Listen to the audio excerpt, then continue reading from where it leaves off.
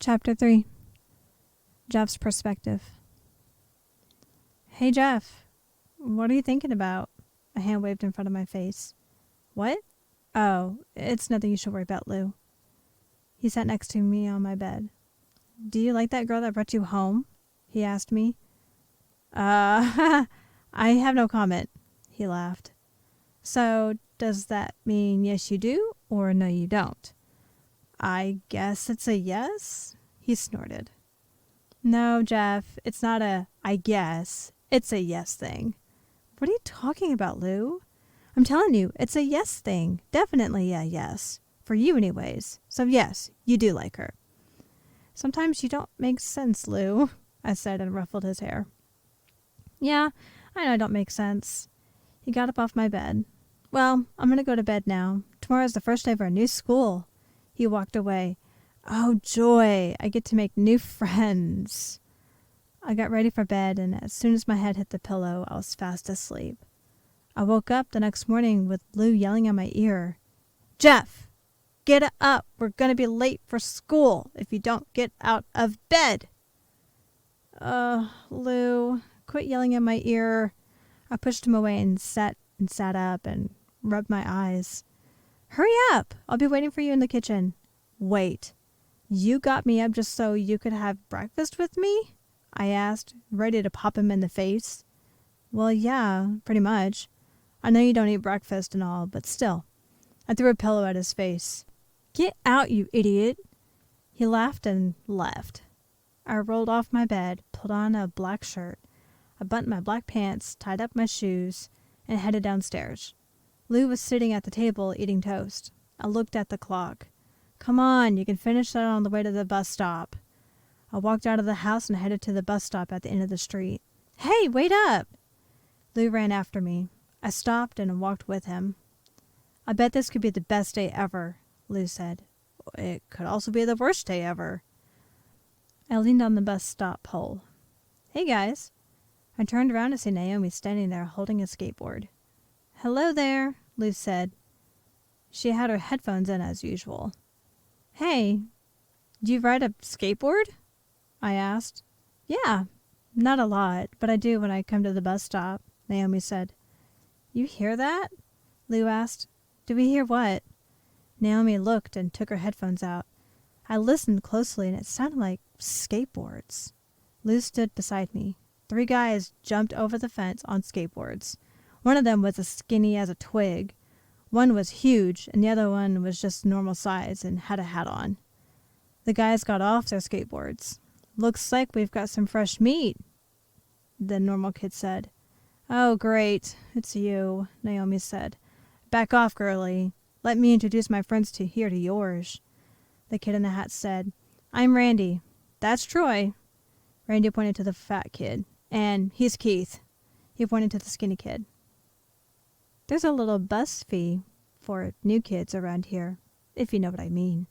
So, you can give us your money willingly, or we can beat it out of you, Keith said. Lou stepped up and prepared to punch Randy, but I held him back.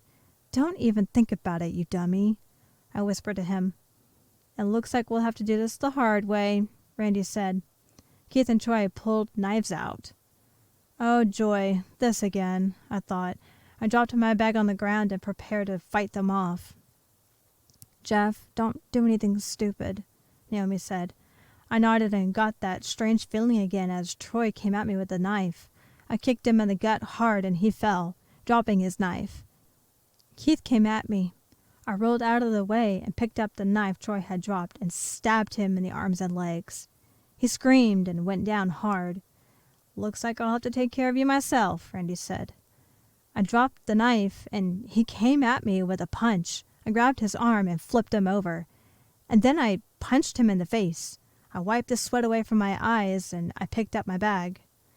This isn't good, guys. The bus is coming, and if they see them, Naomi pointed to the guys on the ground, we'll be in gigantic trouble. You two better run. She jumped on her board and took off toward her house. Let's go, Lou.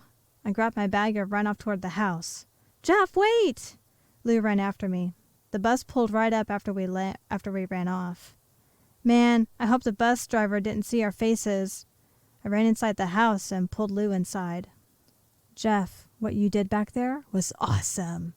He poked my cheek. I bet Naomi was really impressed, Lou said and sat on the couch and turned the TV on. I didn't say anything. So, what are we going to do? We can't go to school because we'll get caught. I guess we are staying here for the day then, I said. There's a knock at the door. Oh no, is it the police? Lou said and dove under the couch. I looked outside and opened the door. It's okay, Lou. Naomi ran into the house. Shut the door! Shut the door right now and lock everything! She jumped over the couch and hid. Hey, it's nice to see you too, I said and locked the front door. What's going on? Lou asked and slid out from under the couch. Randy knows where I live. I barely escaped without him killing me, she said. Wait, I'm confused. So you're saying you ran all the way here just to escape Randy and his goons? I asked, perplexed. Yeah. Where else was I supposed to go? Good question, I said. Oh, I also got cut too. The only thing we had laying around was a metal bat, so I used that and knocked them all out. But then Randy cut open my arm. I looked and saw a trail of blood on the floor to where she was standing. Jeez, don't just stand there and bleed to death. Come with me. I grabbed her arm and led her into the kitchen while Lou followed closely behind.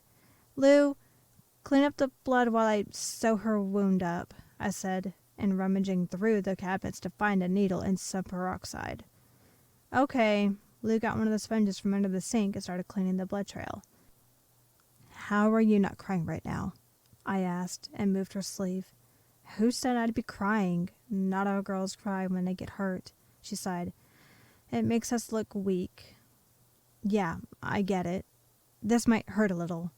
I cleaned the cut with a rag and the peroxide, doing my best not to put too much pressure. She didn't even make a sound. Do you know how to sew a cut up? She asked me. This may sound stupid, but my mom had me take a sewing class, and I figured it's just like sewing, right? She looked at me a little scared.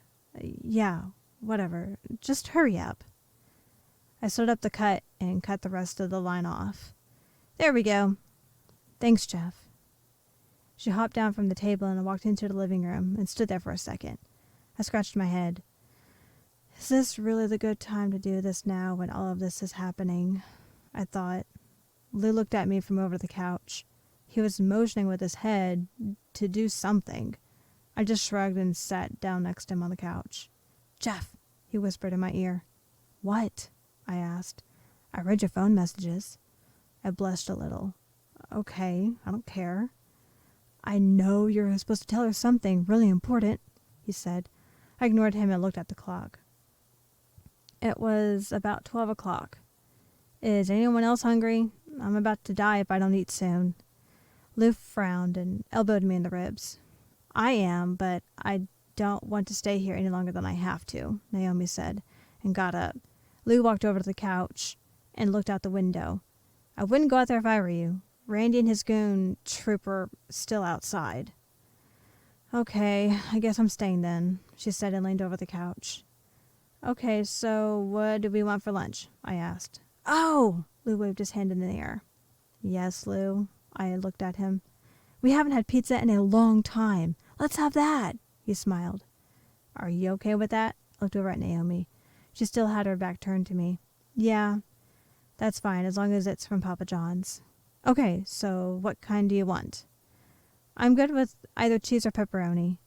I got up and went to the phone book and called the pizza place and ordered a large pizza and breadsticks.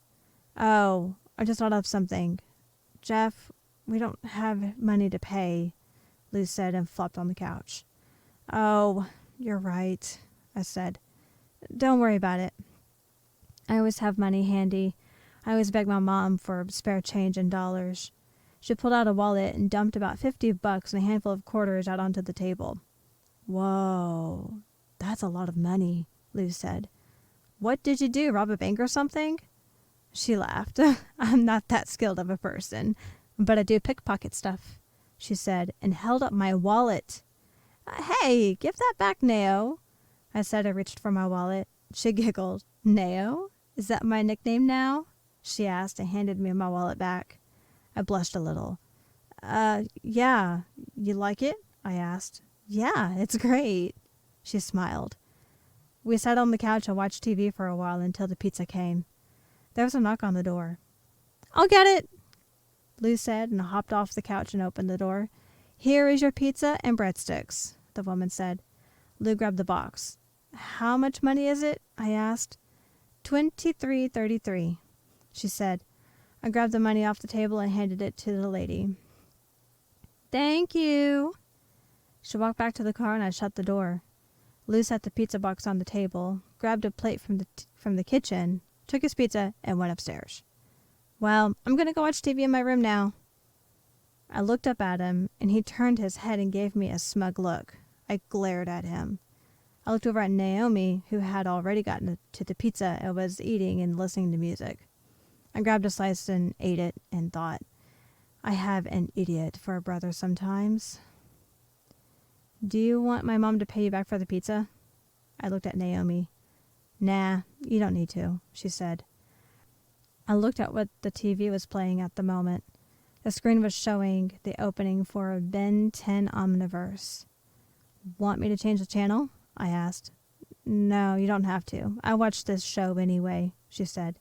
I actually do too, I said. We sat there for a second and watched the show. Hey, where did Lou go? She asked. He went up to his room with his food about 20 minutes ago. Oh, I didn't notice, she said. I shuffled my legs nervously.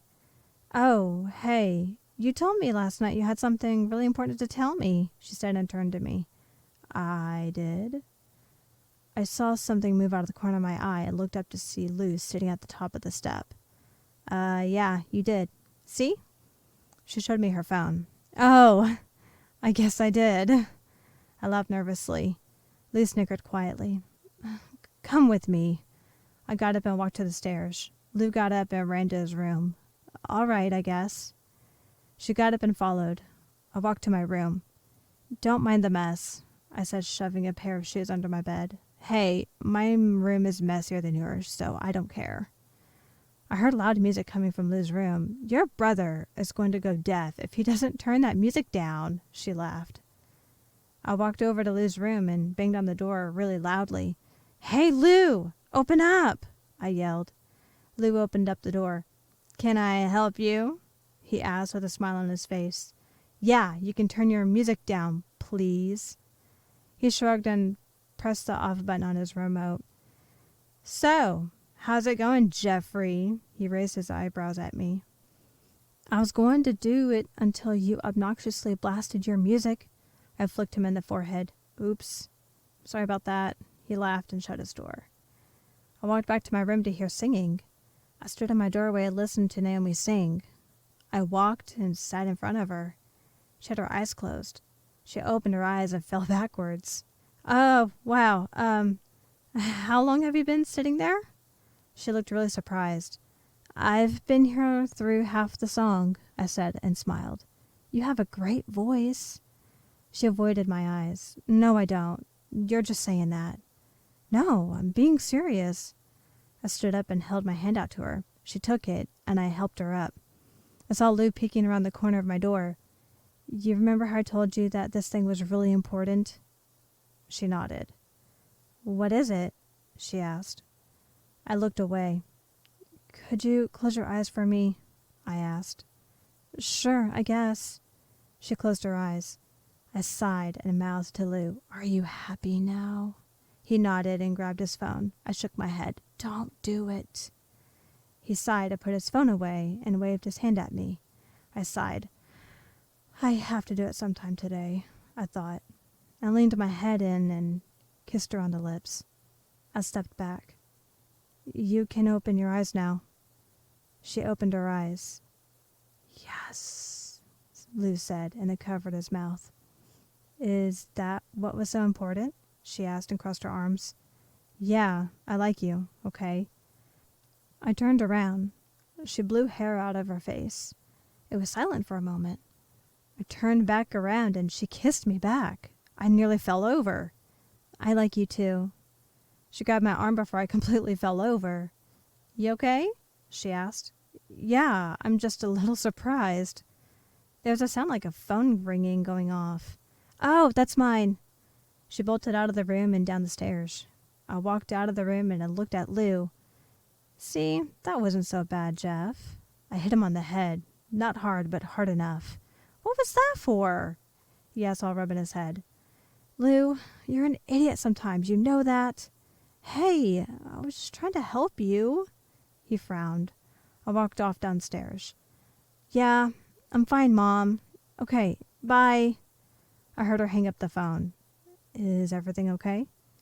Yeah, my mom was just worried why I wasn't home and why the metal bat was covered in blood. Oh, I nodded. I just explained everything. She looked at her phone. I'll be right back. I have to run something over to my house. She picked up her bag and walked out the door. Want me to come with you? I asked. Sure, if you want to. I'll be right back, Lou, I yelled upstairs. I shut the door and walked beside Naomi. Hey there, guys. I stopped and turned around to come face to face with Randy. What do you want, bonehead? Naomi asked and got in his face. Hey, back it up, girlie. He pushed her. She dropped her bag. Oh, so we're going to fight back again, huh? Push me again and see what happens. He pushed her harder this time into a light pole. I watched, too shocked to do anything. Oh, you asked for it now. She walked up to him and punched him in the face. I heard what sounded to me like bones breaking. I cringed. Glad this isn't going the other way around, I thought. Randy hit the ground and he whistled loudly. Keith and Troy came behind him. You don't have your little bat to back you up now this time, little girl, Troy said. She looked ready to murder all three of them with just her bare hands. I grabbed her bag and took her arm. Let's go! You can't do anything against all three of them. I ran off and she ran behind me. Go get them both, Randy said. I looked back. Geez, for a tub of lard, that kid Troy can run fast. I ran faster. I'll follow you since I have no idea where you live. Okay, got it. We ran down the street and past 4 or 5 houses and ran up the driveway to a big white one. She unlocked the door and ran inside. As soon as I stepped inside, she slammed the door shut.